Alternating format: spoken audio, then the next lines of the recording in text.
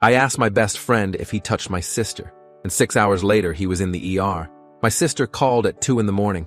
Her voice was wrong, too quiet, too shaky. She said Trevor's name, and then stopped breathing into the phone like the words were choking her. I sat up fast. My girlfriend Simone woke beside me, sensing danger before I even spoke. What happened? My heart was already hammering. Nadia never called this late unless something was bad. Really bad. She tried to speak twice before words came out. The party, Trevor, hours missing from her memory, waking up in his bed wearing different clothes, her underwear inside out, text messages on her phone she didn't remember sending. I was standing before she finished the sentence, my hands already shaking. Trevor, my best friend since community college, the guy who had a key to our apartment, who'd been at our wedding, who called Nadia his little sister at every family gathering. The contradiction made my head spin. Impossible. Except Nadia was crying now, really crying, saying she didn't know what happened but her body knew something was wrong. Stay there, I'm coming. Simone was already grabbing clothes. No questions, just moving. We drove to campus in complete silence, the kind of quiet that comes before explosions. I kept seeing Trevor at the party, laughing, handing Nadia shots, volunteering to make sure she got home safe. The memory felt poisoned now, recontextualized into something dark. Nadia sat on the dorm steps, wrapped in a hoodie despite the heat. October in California shouldn't be cold, but she was shivering. She climbed in back and made herself small. Simone took her hand immediately, asked about hospitals, about police. Nadia shook her head hard. No memory meant no proof, meant no point. That's what her silence said. Tell me everything you remember. My jaw was so tight my teeth hurt. She walked us through the night. Trevor greeting her with cinnamon shots, his hand on her knee, his breath on her neck, all friendly until it wasn't. Then nothing. A gap where hours should have been. Then waking up wrong. Shirt backward, jeans unzipped, mouth tasting like chemicals and copper. We drove back to my apartment. Simone kept suggesting her parents' house instead, but Nadia needed to see the place again. Needed something to trigger memory. The apartment was destroyed. Red cups everywhere. Trevor's bedroom door closed. My phone buzzed. Trevor texting about where I'd gone. Casual. Normal. Like nothing had happened. The disconnect made me nauseous. Do you want me to ask him? I was looking at Nadia, but seeing Trevor's face. 8 years of friendship. Every late-night study session. Every beer we'd shared. Every time I'd defended him to girlfriends who said he made them uncomfortable. All of it crashing together in my head. Nadia's eyes looked older than yesterday when she said she didn't know what she wanted. Didn't know if she was overreacting to a night she couldn't remember. Simone cut through the confusion like a knife. Waking up in someone's room with no memory isn't overreacting. It's what every woman is taught to fear. The clarity in her voice steadied something in me. I texted Trevor. We needed to talk. Important. He responded immediately. 20 minutes. Is everything okay? The normalcy of it made me doubt for 1 second. Then I remembered Nadia's underwear inside out, and doubt evaporated into something harder. Something cold. Trevor let himself in with his key 15 minutes later. Stopped when he saw the three of us arranged like a tribunal. Me blocking the door. Simone standing guard. Nadia on the couch where her memory ended. His expression shifted fast, confused to careful, calculating what we knew and what he could admit. That calculation told me everything before he even opened his mouth. What happened last night with Nadia? Direct. No preamble. His face arranged itself into concern. Practiced concern. He'd noticed she was drunk, he said. Helped her to his room so she could sleep safely, away from the noise. Said it like he deserved applause. Like putting my unconscious sister in his bedroom was heroic. Brotherhood, not opportunity. Why were her clothes different? I stepped closer. Why was her underwear inside out? Closer still. Why are there texts on her phone she doesn't remember sending? His expression shifted again. Defensive now. He didn't know about the clothes. She must have changed herself. He'd slept on the couch, like a gentleman. The word gentleman made my vision narrow to a single point. Simone asked about his hand on Nadia's knee, about sitting too close, about his breath on her neck. Trevor flushed red and started talking faster. Nadia was misremembering. Drunk people always confused friendly touches for something else. He'd been appropriate. Looked at me like we were still teammates. Like I was supposed to defend him against my own sister. The expectation in his eyes made my hands curl into fists. Nadia spoke for the first time since he'd arrived. Her voice small, but steady. Did you touch me while I was unconscious in your room? The question hung like smoke. Trevor's mouth opened twice before words came. He would never. She was like a sister. He couldn't believe she'd accuse him. The outrage sounded rehearsed, prepared, ready. I stepped into his space. Did you touch my sister? Slower this time, each word sharp. Trevor's eyes darted to the door, weighing options. He chose offense. How could I believe her over him? 8 years of friendship. Every time he'd had my back. Nadia was confused, mixing dreams with reality. Drunk girls always blamed guys when they regretted their own choices the next morning. Drunk girls. The phrase hit me like a fist. What choices did she make when she was unconscious? Trevor caught himself. Backtracked. That's not what he meant. Just in general. Nadia specifically hadn't made choices because nothing happened. But the slip hung between us. revealing everything he thought about women who trusted him enough to pass out near him. Simone pulled out her phone, started recording. Repeat everything you just said. Trevor went white, reached for her phone. She couldn't just record people. Simone stepped back. Single-party consent state. I absolutely can record you, and your attempt to stop me is noted. Trevor looked at me desperately, like I was supposed to make my wife stop protecting my sister. Tell me the truth. Last chance. Trevor said he already had. Nothing happened. Nadia was making things up because she was embarrassed about how drunk she got. I told him to leave. Give me his key. He stared like I'd slapped him. 8 years of friendship meant nothing? I said 8 years meant I knew when he was lying. Pure rage crossed his face before he controlled it. Trevor threw the key at my feet. Said I'd regret this. That Nadia was obviously lying. That everyone at the party saw how she was acting with him. The implication that she wanted it made something snap in my chest. I shoved him toward the door. Hard. He stumbled backward, caught himself, shoved back. Suddenly, we were chest to chest, breathing hard. 8 years dissolving into violence. Simone yelled us apart, phone still recording. Trevor looked at the camera. Something calculating entered his expression. He said loudly for the recording that I was assaulting him over false accusations, that he was leaving before this escalated. He walked to the door, turned back, said Nadia should be ashamed of lying, that I'd realize the truth eventually, then gone, door slamming. The apartment fell silent except for Nadia's quiet crying. Simone stopped recording, wrapped an arm around her. I stood there with adrenaline flooding my system, hands shaking, heart racing. I'd known Trevor 8 years, and in 1 hour he'd become a stranger who'd hurt my sister and lied about it. The cognitive dissonance made my head ache. My phone buzzed. Texts from mutual friends. Trevor was telling everyone Nadia accused him of assault, and I'd attacked him. The story spreading already, being shaped by whoever talked fastest. Simone told me not to respond yet. We needed to document everything, think strategically. But strategic thinking felt impossible when rage was burning holes in my chest. Nadia asked if we could go to the hospital now, if it was too late for evidence even after showering. Simone looked it up, said we should try anyway. Blood work for drugs, document injuries. The word drugs made Nadia's face crumble, the reality settling in that Trevor might have drugged her, might have planned this. I called the sexual assault hotline with shaking hands. They connected us with an advocate. Come to the hospital immediately. The drive felt endless. Nadia silent in back, staring out the window. Simone holding her hand, looking at me with an expression that said this was worse than we thought. That we were in territory neither of us knew how to navigate. I kept replaying Trevor's face, the calculation when he decided how to respond, the practiced outrage, the slip when he mentioned drunk girls making regretful choices. The ER was chaos. Saturday night casualties, drunk people, car accidents, domestic disputes. We checked in and explained why we were there. A nurse took us to a private room almost immediately. The advocate arrived 20 minutes later. A woman named Keisha who explained the exam, what evidence they could collect, what Nadia's options were. Gentle but direct, treating Nadia like an adult capable of decisions instead of a victim needing careful handling. The exam took 2 hours. I sat in the waiting room with Simone, not talking, both on our phones watching Trevor's story spread like poison through our social circle. He was claiming Nadia flirted with him all night, came on to him, made up assault allegations when he rejected her out of embarrassment. People from the party backing him up, saying they'd seen Nadia being handsy, saying she was drinking heavily, implying she was the aggressor. My hands shook with rage, reading comment after comment from people I'd considered friends. People choosing Trevor's version without even asking Nadia what happened. Simone took my phone away, told me to stop reading, stay focused on supporting Nadia instead of fighting social media battles. But the injustice burned in my chest. The way Trevor had instantly weaponized their friendship network against my sister. Nadia emerged looking exhausted, hollow. Keisha explained they'd done blood work for Rohypnol and other date rape drugs. Documented bruising on Nadia's thighs and arms consistent with being held down.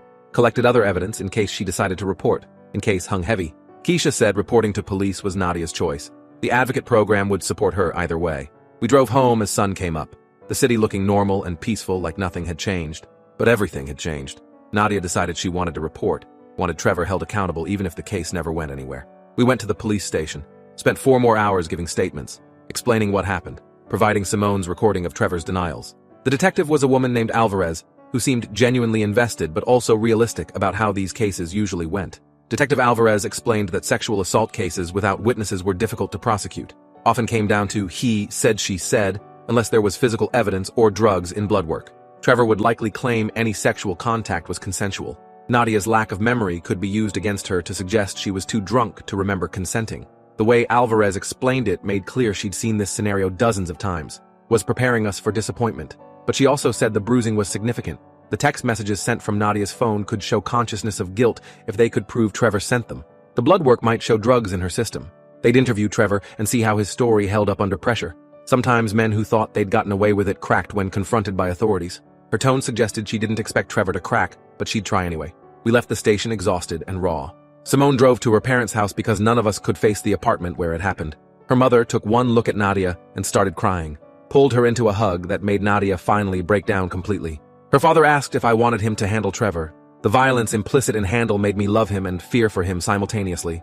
I said police were involved. We needed to let them do their jobs, even though every part of me wanted to find Trevor and make him hurt. My phone wouldn't stop buzzing. Trevor's friends demanding I apologize for attacking him. Mutual acquaintances asking for my side. My boss asking if the police report he'd heard about was real. Simone finally took my phone and turned it off. Told me I needed to rest before making decisions about public responses. But sleep was impossible with images of Trevor and Nadia cycling through my mind. Rage and guilt taking turns crushing my chest. The guilt was overwhelming. I'd brought Trevor into our lives, vouched for him, told Nadia he was safe, left her at that party knowing he was there, trusted him to look out for her. Every time I'd defended him to past girlfriends who said he gave them weird vibes. Every time I'd explained away his boundary-pushing jokes as just his sense of humor. I'd been paving the road to this moment. The realization that I'd been complicit in my own ignorance made me physically sick. Detective Alvarez called Monday afternoon. They'd interviewed Trevor. He admitted Nadia was in his room but claimed she came willingly. They'd made out consensually. She'd been awake and participating. The texts from her phone were sent by her. He didn't understand why she was claiming assault now unless she regretted it after sobering up. His story exactly what Alvarez had predicted. Polished, consistent, designed to make Nadia look like a liar or a regretful hookup. The detective said they were waiting on blood work results. They'd subpoenaed Trevor's phone records to see if they could prove he sent the texts from Nadia's phone. The bruising was concerning but not definitive. Trevor's lawyer would claim rough consensual sex explained any injuries. The clinical way she described what happened to my sister made me want to scream. She said the case was open but advised us that prosecution was unlikely without more concrete evidence or witness testimony. Nadia took medical leave from school, unable to face classes while waiting for blood work results and police updates. She stayed at Simone's parents' house, too afraid to be alone, too traumatized to sleep without nightmares. I went back to work because we needed money but couldn't focus on anything. Kept checking my phone for updates. Kept seeing Trevor's face when I asked if he touched her. My coworkers had seen the social media posts, and most believed Trevor's version. Treated me with careful distance like I was the unstable one for attacking my friend over a misunderstanding. The blood work came back Thursday. GHB in Nadia's system. A date rape drug that explained her memory loss and physical symptoms. Detective Alvarez called with barely contained satisfaction in her voice. This changed everything. Trevor's consensual story fell apart when the victim was drugged. They were getting a warrant for his arrest. Sexual assault with the use of drugs. Possible additional charges for administering a controlled substance without consent. I called Nadia immediately. Told her about the GHB, about the warrant. She started crying, but this time it sounded different. Like relief mixed with vindication. Like finally being believed after days of people calling her a liar. Simone got on the phone and asked what happened next. Alvarez said they'd execute the warrant Friday morning. Trevor would be arrested, arraigned, likely released on bail but at least formally charged. The criminal process would begin. Friday morning, I took off work. Couldn't sit at my desk knowing Trevor was being arrested. Simone and I drove to the police station and waited outside. Watched them bring him in around 10. He was in handcuffs, looking shocked, looking around like he couldn't believe this was happening. Our eyes met for a second through the glass doors. His expression shifted from shock to pure hatred. Blamed me. Even now, even caught, he blamed me for believing my sister. The arraignment was Monday. Trevor's parents hired an expensive lawyer, a man named Gelman who specialized in defending sex crimes. He argued for low bail, claimed Trevor was a college graduate with no priors, not a flight risk, a model citizen being railroaded by a vindictive ex-friend. The prosecutor countered with the severity of the charges, the premeditation implied by drugging the victim. The text messages showing consciousness of guilt. The judge set bail at $50,000. Trevor's parents posted it within hours. Social media exploded. People who'd believed Trevor started questioning. The drug evidence was hard to explain away. Some apologized to me, to Nadia. Others doubled down, claimed the GHB could have come from anywhere, that Nadia might have taken it herself, that the charges didn't mean Trevor was guilty. The mental gymnastics people performed to avoid admitting they'd supported a rapist was stunning and nauseating in equal measure. Nadia decided to go public with her story, posted a detailed account on social media about what happened, about waking up in Trevor's room, about the GHB in her blood, about people who'd chosen to believe her attacker over her. The post went viral, thousands of shares, hundreds of comments from women sharing similar experiences, from people saying they'd always known Trevor was off, from mutual friends apologizing for not believing her immediately. Trevor's lawyer sent a cease and desist, claimed Nadia's post was defamatory, threatened to sue for damages to Trevor's reputation. Simone's father, who practiced civil law, laughed when he read it. said truth was an absolute defense to defamation, that Trevor suing would only give Nadia's lawyers the opportunity to prove everything she'd said in court. The letter was pure intimidation with no legal weight. We ignored it. The preliminary hearing was in December. Nadia had to testify, had to describe waking up in Trevor's room, the missing hours, the bruises, the text messages she didn't send. Trevor's lawyer was brutal, asked why she'd been drinking so heavily, why she'd been sitting so close to Trevor on the couch, why she'd gone to his room if she didn't want something to happen. The victim blaming was textbook and enraging, but Nadia held steady, answered every question calmly, didn't let Gelman rattle her. The judge ruled there was sufficient evidence to proceed to trial, set a date for March. 3 more months of waiting, of Trevor being free on bail, of seeing him around town, of mutual friends treating the situation like a disagreement rather than a crime. The pre-trial period felt endless, like being stuck in amber, unable to move forward, unable to go back. Trevor violated the no-contact order in January, sent Nadia a message through a fake Instagram account, said she was ruining his life over a misunderstanding, that if she'd just dropped the charges, everything could go back to normal, that he'd made a mistake but didn't deserve to have his whole future destroyed. The entitlement in the message was breathtaking. Even facing criminal charges, he couldn't comprehend that what he'd done was rape. Just a mistake, just a misunderstanding. We reported the contact violation to Alvarez. She had Trevor hauled back to court. The judge revoked his bail, sent him to county jail to await trial, said the message showed he posed a danger to the victim and couldn't be trusted to follow court orders. Watching Trevor being led away in handcuffs for the second time felt better than it should have. Felt like maybe justice was possible after all. The trial started in March on a Monday morning. Jury selection took 2 days. Trevor's lawyer systematically eliminated anyone who'd experienced sexual assault, anyone who had strong opinions about believing victims. The final jury was 8 men and 4 women, mostly older. Several who'd expressed skepticism during voir dire about whether drunk people could be reliable witnesses. We were going to trial with a jury predisposed to doubt Nadia. The prosecutor's opening statement was straightforward. Trevor had drugged and sexually assaulted Nadia while she was unconscious. The GHB in her system proved the drugging.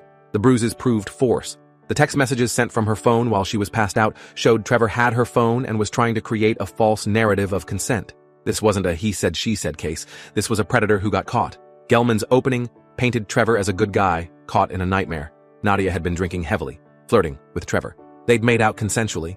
She'd taken the GHB herself for recreational purposes. When she woke up regretting her choices, she'd cried rape to avoid taking responsibility. Trevor was the real victim here.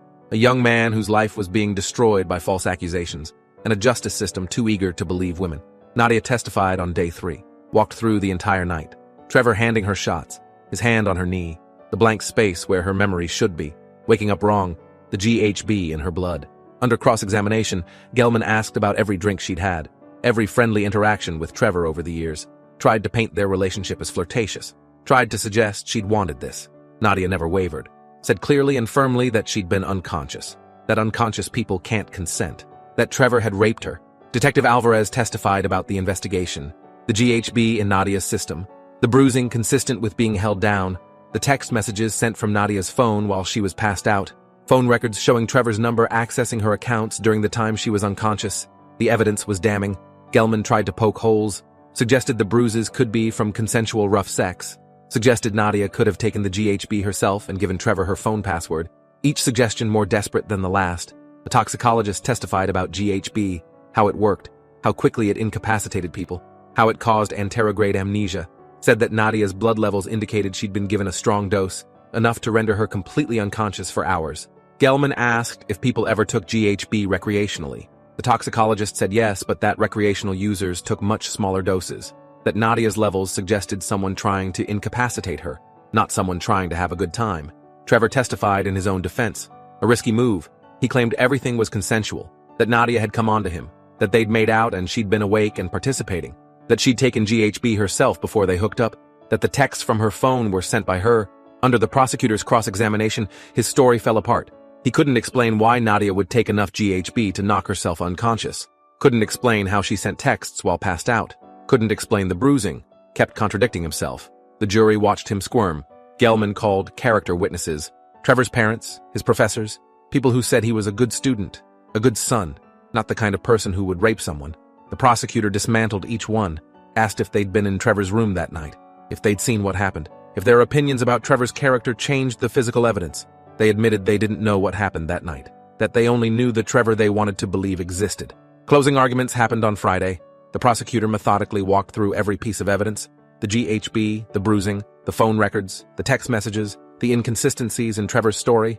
Said this was a predator who'd planned to rape Nadia, who'd drugged her, who'd assaulted her while she was unconscious, who'd tried to cover it up by sending texts from her phone, who only got caught because Nadia was brave enough to report and because the evidence didn't lie even when Trevor did. Gelman's closing was desperate, claimed reasonable doubt, said the prosecution hadn't proven beyond certainty that sex happened, that even if it did, they hadn't proven it wasn't consensual, that Nadia might have taken the GHB herself, that her regret didn't equal rape, that convicting Trevor would ruin an innocent man's life. The jury's faces suggested they weren't buying it. Deliberation took 8 hours. We waited in the courthouse hallway, Nadia pacing, Simone holding my hand so tight my fingers went numb. My parents had flown in for the verdict. Simone's parents were there, all of us just waiting. The bailiff finally called us back in. The jury had reached a verdict. We filed into the courtroom. Trevor was led in wearing a suit, looking pale but defiant. The jury foreman stood, read the verdict.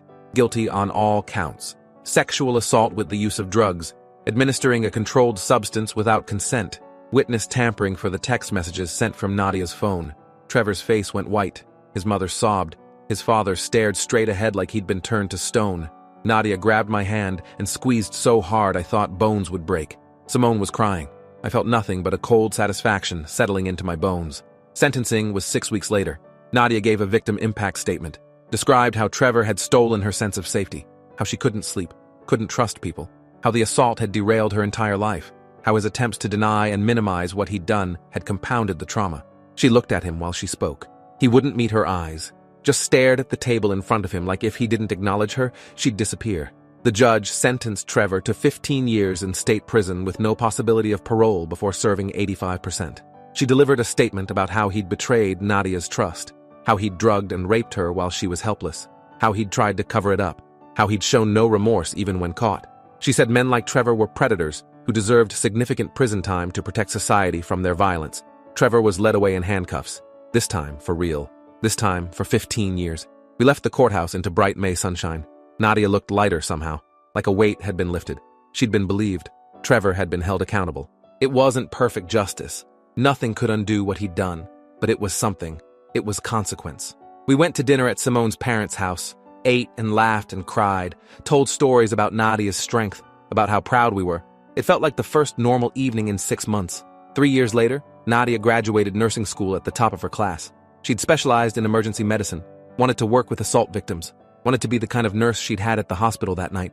I stood in the crowd watching her walk across the stage and thought about Trevor in prison with 12 more years to serve, thought about how close we'd come to him getting away with it, how many times people had chosen to believe him over her before the evidence became undeniable. Justice had come, but it had required perfect circumstances. Blood work showing GHB, phone records proving the texts, bruises documenting force, Nadia's courage to report immediately, despite knowing how these cases usually went. Without all of that, Trevor would still be free, still be everyone's friend, still be dangerous.